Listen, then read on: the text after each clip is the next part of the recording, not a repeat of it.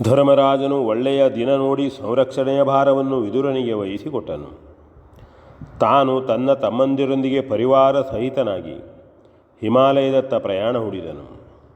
ಉತ್ತರಾಭಿಮುಖವಾಗಿ ಪಯಣದ ಮೇಲೆ ಪಯಣ ಹೂಡುತ್ತಾ ದಾರಿಯಲ್ಲಿ ಸಿಕ್ಕಿದ ವೃಕ್ಷಾಶ್ರಮಗಳನ್ನು ಹೊಕ್ಕು ಅವರನ್ನು ವಂದಿಸಿ ಆಶೀರ್ವಾದ ಪಡೆದು ಕೇಳಿ ಕೇಳಿ ಅವರೆಲ್ಲರೂ ಹಿಮೋತ್ಪ್ರದೇಶದ ಆ ಮರುತ್ತರಾಜನು ಯಾಗ ಮಾಡಿದ ಸ್ಥಳಕ್ಕೆ ಬಂದು ಸೇರಿದರು. ಅಲ್ಲಿ ಘೋರ ವಿಷವುಳ್ಳ ಹಾವುಗಳು ಬಹುಸಂಖ್ಯೆಯಲ್ಲಿ ಸೇರಿಕೊಂಡಿದ್ದವು. ಧರ್ಮರಾಜನು ಆ ಪ್ರದೇಶಕ್ಕೆ ಕೈ ಮುಗಿದು ಸದಾಶಿವನನ್ನು ಪ್ರಾರ್ಥನೆ ಮಾಡಿ ಆ ಧನರಾಶಿಗೆ ಹೂ ಗಂಧಾಕ್ಷತೆಗಳನ್ನಿಟ್ಟು ಅರ್ಚಿಸಿದನು. ಅಲ್ಲದೆ ಭೂತಗಣಗಳಿಗೆಲ್ಲ ಅಸುರಿ ಕ್ರಿಯೆಯಿಂದ ಬಲಿಗಳನ್ನಿತ್ತು ತೃಪ್ತಿಪಡಿಸಿದನು. ಅಷ್ಟರಲ್ಲಿ ಹಾವುಗಳು ದೂರ ಹೋದವು. ಸರ್ವಭೂಷಣನ ಅನುಗ್ರಹವಾಯಿತೆಂದು ಮತ್ತಲ್ಲಿ ಉತ್ಖನನ ಕಾರ್ಯವನ್ನು ಆರಂಭಿಸಿದರು. ತುಸು ಹೊತ್ತಿನಲ್ಲಿಯೇ ಆ ನಿಕ್ಷೇಪವು ದೃಗ್ಗೋಚರವಾಯಿತು.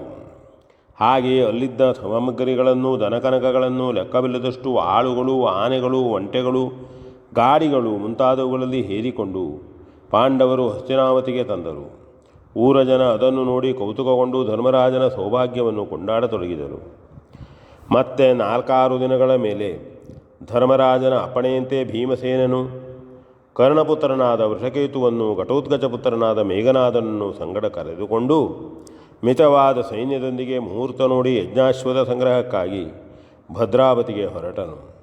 ಅವರು ಮುಂಬರಿದು ಹೋಗಿ ಭದ್ರಾವತಿಯ ಪಶ್ಚಿಮಕ್ಕಿರುವ ಮಹೋನ್ನತವಾದ ಗಿರಿಶಿಖರವನ್ನಡರಿ ಬೀಡು ಬಿಟ್ಟರು.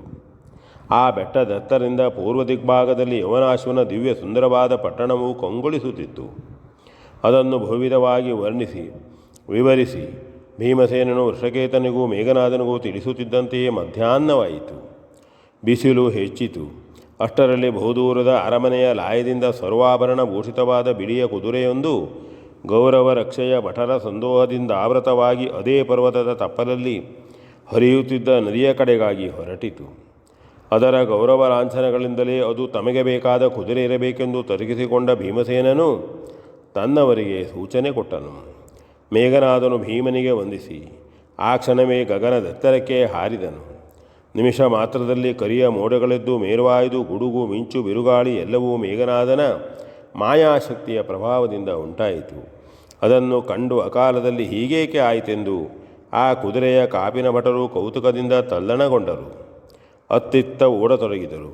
ಮೇಘನಾದನು ಅದೇ ಸಂದರ್ಭವನ್ನು ನೋಡಿ ಆದರ್ಶನಾಗಿ ಕೆಳಗಿಳಿದು ಕುದುರೆಯನ್ನೆತ್ತಿಕೊಂಡು ಮೇಲೇರಿದನು. ಅದನ್ನು ಗಮನಿಸಿದ ರಕ್ಷಣೆಯ ಭಟರು ಬೊಬ್ಬಿಟ್ಟರು. ಆಯುಧವನ್ನು ಹಿರಿದರು. ಆದರೆ ಏನು ಪ್ರಯೋಜನ?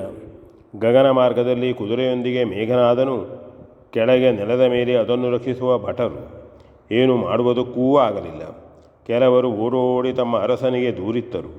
ಮೇಘನಾದನು ಕುದುರೆಯನ್ನು ತಂದು ತಮ್ಮ ಸೈನ್ಯ ಮಧ್ಯದಲ್ಲಿಳಿಸಿ ಭೀಮಸೇನನಿಗೆ ನಮಸ್ಕರಿಸಿದನು.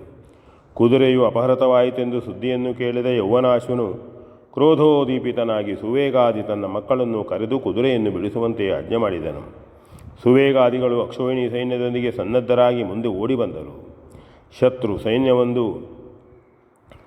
ಗಿರಿಯ ಮೇಲೇರಿರುವುದನ್ನು ಗಮನಿಸಿ ಅವರೇ ಅಶ್ವವನ್ನು ಅಪಹರಿಸಿರಬೇಕೆಂದು ತರ್ಕಿಸಿ ಆ ಬೆಟ್ಟವನ್ನು ಮುತ್ತಿ ಮೇಲೇರಿ ಅಭಿಯೋಗ ನಡೆಸಿದರು. ಎರಡೂ ಸೈನ್ಯಗಳು ಕ್ರಮದಂತೆ ಎದಿರೆದಿರಾಗಿ ಹೋರಾಡತೊಡಗಿದರು.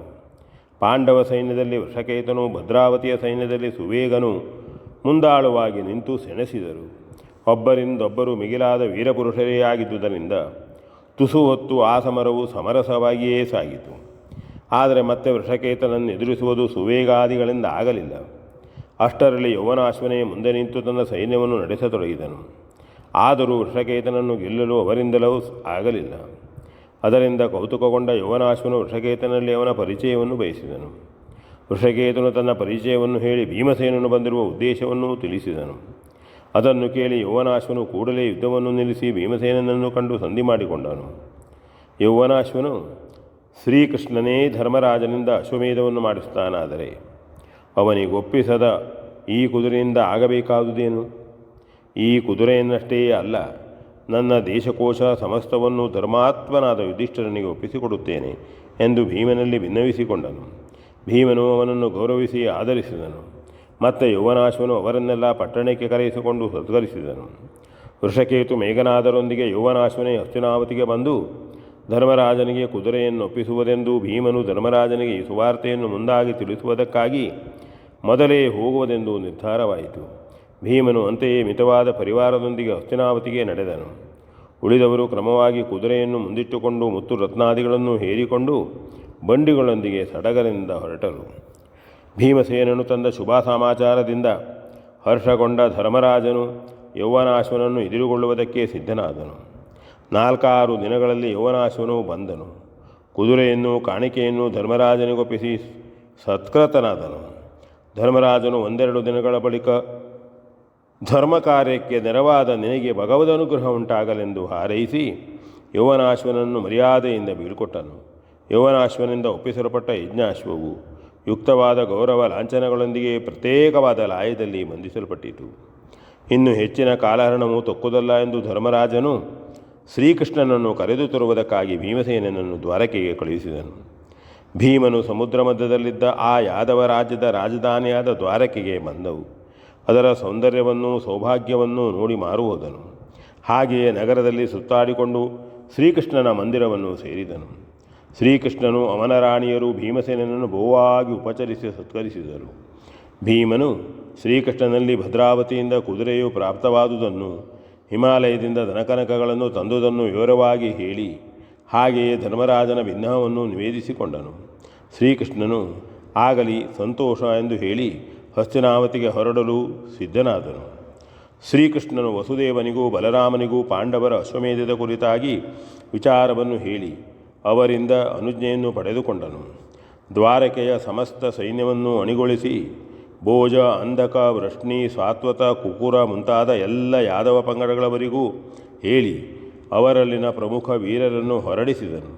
ಅಲ್ಲದೆ ತನ್ನವರಾದ ಪ್ರದ್ಯುಮ್ನ, ಅನಿರುದ್ಧ, ಗದ, ಸಾಂಬ, ಸಾತ್ಯಕಿ, ಕರ್ತವರ್ಮ ಮುಂತಾದವರನ್ನು ಹೊರಡಿಸಿದನು. ಹಾಗೆಯೇ 100 ಬಂಡಿಗಳಲ್ಲಿಯೂ ಆನೆಗಳಲ್ಲಿಯೂ ಧರ್ಮರಾಜನಿಗೆ ಯಾದವ ರಾಜ್ಯದ ಕಾಣಿಕೆಯಾಗಿ ಒಪ್ಪಿಸುವುದಕ್ಕೋಸ್ಕರ ಧನ, ಕನಕ, ಮುತ್ತು ರತ್ನಾದಿಗಳನ್ನು ಹೇರಿ ಹೊರಡಿಸಿದರು. ಅಷ್ಟೇ ಅಲ್ಲ, ಸಹಸ್ರಾರು ಸಂಖ್ಯೆಯಲ್ಲಿ ಗೋವುಗಳು, ದಾಸದಾಸಿಯರು, ಪರಿಚಾರಕರು ಕೂಡಿದ ಪರಿವಾರವನ್ನು ಹೊರಡಿಸಿದನು. ರುಕ್ಮಿಣಿ, ಸತ್ಯಭಾಮೆ ಮುಂತಾದ ತನ್ನ ರಾಣಿಯರಲ್ಲಿ ಬಹುಮಂದಿಯನ್ನು ಅವರವರ ಪರಿವಾರದೊಂದಿಗೆ ಹೊರಡಿಸಿದನು. ಅವರೊಂದಿಗೆ ಸುಭದ್ರೆಯೂ ಹೊರಟಳು. ಹೀಗೆ ಶ್ರೀಕೃಷ್ಣನು ಸಕಲ ಪರಿವಾರ ಪರಿವೃತನಾಗಿ ಭೀಮಸೇನನೊಂದಿಗೆ ಹಸ್ತಿನಾವತಿಗೆ ಹೊರಟು ಬಂದನು. ಎನ್ ಭಾಗವತ್ ಬರಬಳ್ಳಿ.